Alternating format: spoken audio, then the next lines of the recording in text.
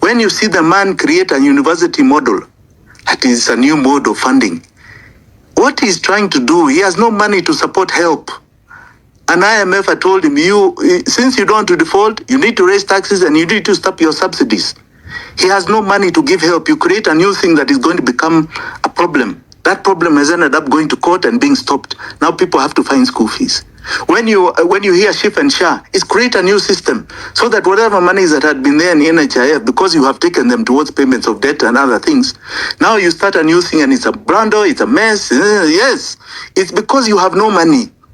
Apart from the fact that they want to loot little peanuts there, they are literally because they have no money. You create new systems, you stall off payments.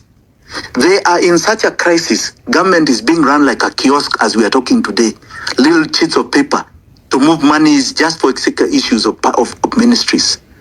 This is the dilemma we are in. What did we pay towards the payment of debt? In those 10 years, up to the time Uhuru left, we had paid 5.6.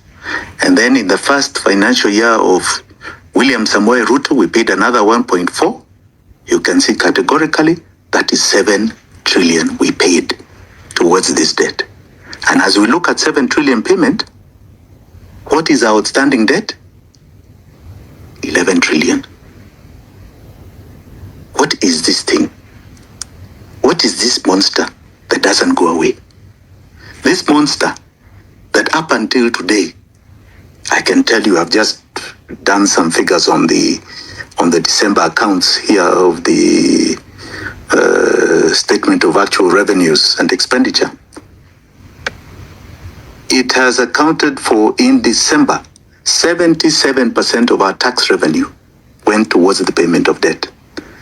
In November, it was 78. Our taxes are going 70% plus towards nothing else but the payment of this debt. It never ends.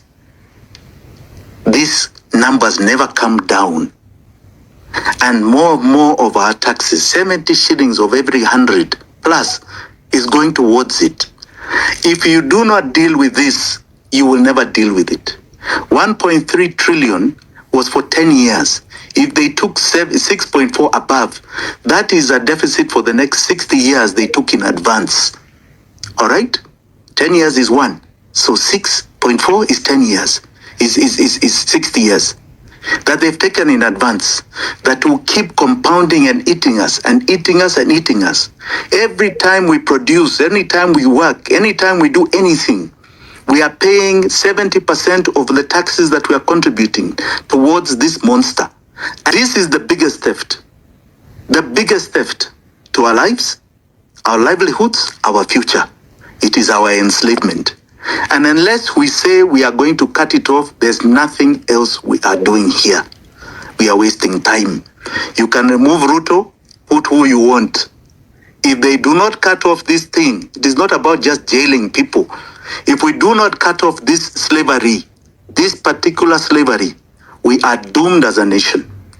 And what has happened is that William Ruto, because he was a participant in it, he has enjoyed the spoils of it. He cannot revisit it. He is living the legacy of their regime. That is what has happened. He can't turn it around. He has now got it on his plate. He can't turn it. He knows he has no solution. He knows he's going to fail.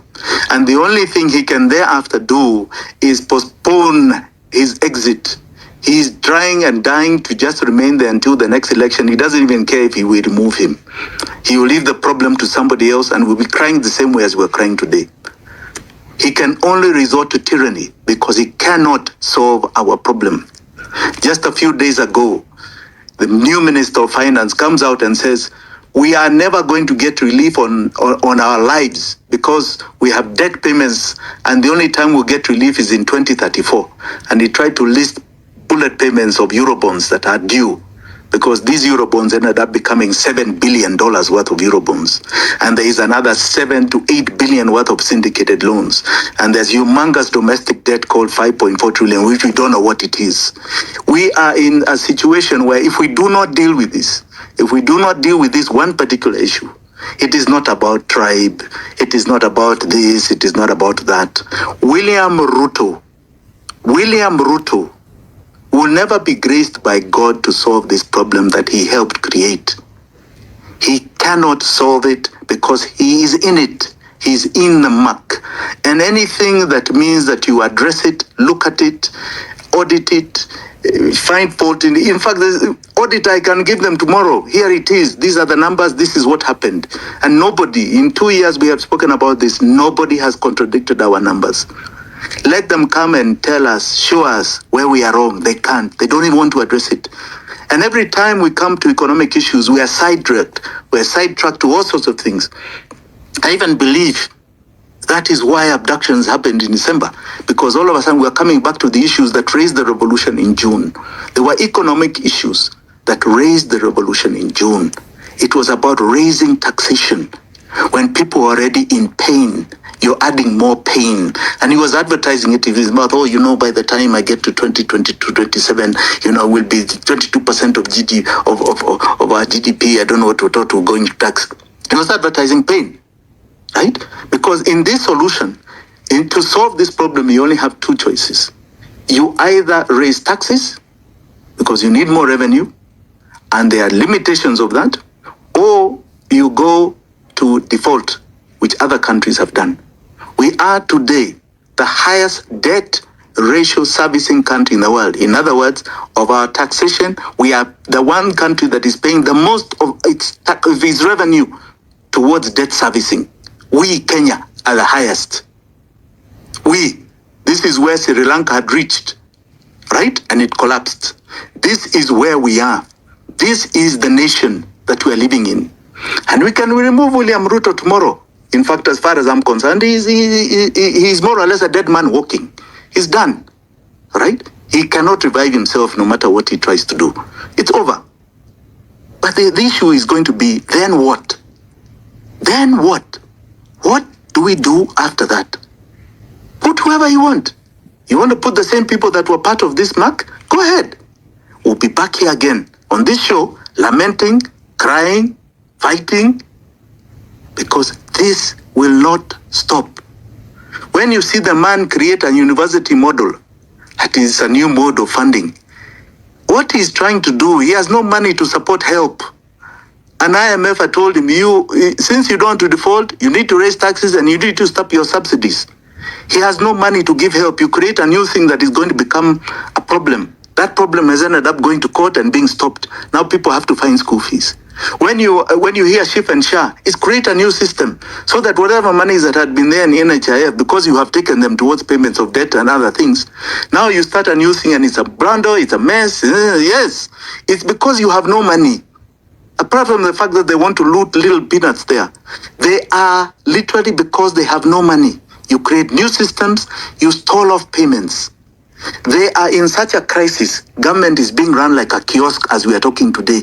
Little sheets of paper to move monies just for issues of ministries. This is the dilemma we are in.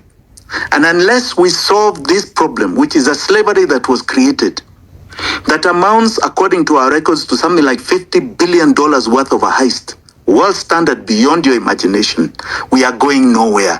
We are not solving it. And we'll keep trying to talk, we'll keep trying to educate, because this is the issue. You can join his government, you can do whatever you want, you will fail. He has no money to deliver anything. He has none. And we are not going to give him. We have reached a saturation point in this country, because this situation in economic terms has created two twin devils, inflation and recession. You try and solve one, it activates the other. You solve this, it activates the other. We have a quagmire here, and that is why the new minister can categorically say we have no relief. How can a minister say we have no relief? What are you saying?